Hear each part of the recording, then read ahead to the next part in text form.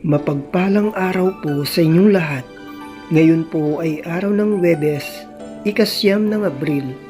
Pakinggan po natin ngayon ang mabuting balita ng Panginoon. Pagbasa mula sa mga gawa ng mga apostol.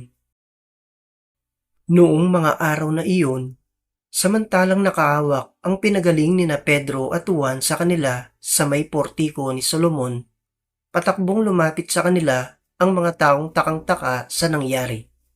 Pagkakita ni Pedro sa mga tao, kanyang sinabi, "Mga Israelita, bakit kayo nanggigilalas sa nangyaring ito? Bakit ninyo kami tinititigan ng ganyan? Akala ba ninyo'y napalakad namin siya sa pamamagitan ng sarili naming kapangyarihan o kaya'y dahil sa aming kabanalan? Ang Diyos ni na Abraham, Isaac at Jacob, ang Diyos ng ating mga ninuno, ang nagbigay ng pinakamataas na karangalan sa kanyang lingkod na si Jesus. Ngunit siya'y ibinigay ninyo sa may kapangyarihan at itinakwil sa harapan ni Pilato, gayong ipinasya na nitong palayain siya.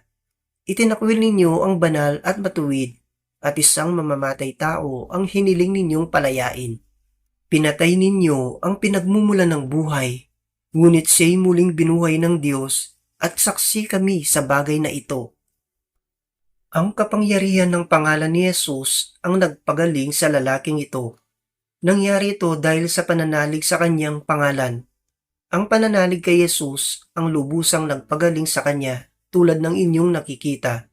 At gayon, mga kapatid, batid kong hindi ninyo nalalaman ang inyong ginawa. Gayon din ang inyong mga pinuno. Ngunit sa ginawa ninyo'y natupad ang malaon ng ipinahayag ng Diyos sa pamamagitan ng mga propeta na ang Kristo'y kailangang magbata. Kaya't magsisi kayo at magbalik loob sa Diyos upang pawiin niya ang inyong mga kasalanan at bigyan kayo ng kaunting panahon ng pamamahinga. At susuguin niya si Jesus, ang Mesiyas, na hinirang niya para sa inyo. Siya'y dapat munang manatili sa langit hanggang sa dumating ang panahon ng pagbabago ng lahat ng bagay, ayon sa ipinahayag ng Diyos sa pamamagitan ng kanyang mga banal na propeta mula pa noong una. Sinabi ni Moises, "Ang Panginoong inyong Diyos ay pipili ng isa ninyong kalahi at gagawing propetang tulad ko. Pakinggan ninyo ang lahat ng sasabihin niya sa inyo, at lahat ng hindi makikinig sa propetang yaon ay ihiwalay sa bayan ng Diyos at lilipulin." Nagpahayag din tungkol sa mga araw na ito ang mga propeta, mula kay Samuel at lahat ng sumunod sa kanya. Ang mga pangako ng Diyos sa pamamagitan ng mga propeta ay para sa inyo, at kasali kayo sa tipang ginawa ng Diyos at ng inyong mga ninuno ng kanyang sabihin kay Abraham, "Pagpapalain ko ang lahat ng angkan sa daigdig sa pamamagitan ng iyong lipi." Kaya't hinirang ng Diyos ang kanyang lingkod, at siya'y unang sinugo sa inyo upang pagpalain kayo at tulungang tumalikod sa inyong masasamang pamumuhay. Ang Salita ng Diyos. Salamat sa Diyos. Salmong Tugunan. Maningning ang iyong ngalan, poon sa sangkalupaan. Ikaw, o poon, Panginoon namin, laganap sa lupa ang iyong luningning. Ano nga ang tao upang iyong alalahanin? Ay ano nga siya na sukal mong kalingain? Maningning ang iyong ngalan, poon sa sangkalupaan. Nilikha mo siya na halos kapantay ng iyong luningning at kadakilaan. Pinamahala mo sa buong daigdig, sa lahat ng bagay malakit maliit. Maningning ang iyong ngalan, poon sa sangkalupaan.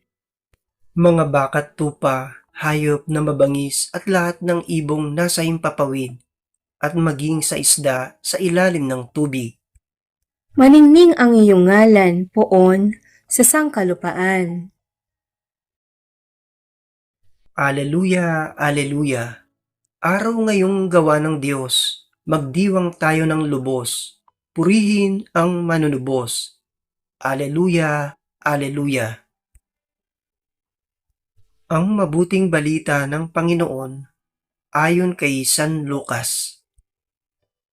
Noong panahong iyon, samantalang isinasalaysay ng mga alagad ni Jesus ang nangyari sa daan at kung paano nila siyang nakilala nang pagpira-pirasuhin niya ang tinapay, si Jesus ay tumayo sa gitna nila. Sumainyo ang kapayapaan, sabi niya sa kanila.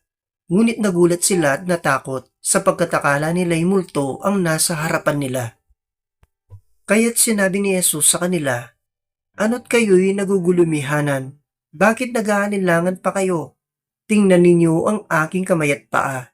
Ako nga ito. Hipuin ninyo ako at pagmasdan. Ang multo'y walang laman at buto, ngunit ako'y mayroon tulad ng nakikita ninyo." At pagkasabi nito, ipinakita niya sa kanila ang kanyang mga kamay at mga paa. Nang hindi pa rin sila makapaniwala dahil sa malaking galak at pagkamangha, tinanong sila ni Jesus, "May makakain ba riyan?" Siya'y binigyan nila ng kaputol na isdang inihaw. Kinuha niya ito at kinain sa harapan nila. Pagkatapos, sinabi sa mga alagad, "Ito ang tinutukoy ko nang sabihin ko sa inyo noong kasama-sama pa ninyo ako. Dapat matupad ang lahat ng nasusulat tungkol sa akin sa kautusan ni Moises, sa mga aklat ng mga propeta at sa aklat ng mga awit." At binuksan niya ang kanilang pag-iisip upang maunawaan nila ang mga kasulatan. Sinabi niya sa kanila, "Ganito ang nasusulat. Kinakailangang magbata ng hirap at mamatay ang Mesiyas at muling mabuhay sa ikatlong araw. Sa kanyang pangalan, ang pagsisisi at kapatawaran ng mga kasalanan ay dapat ipangaral sa lahat ng bansa magmula sa Jerusalem. Kayo ang mga saksi sa mga bagay na ito." Ang mabuting balita ng Panginoon. Pinupuri ka namin, Panginoong Hesukristo.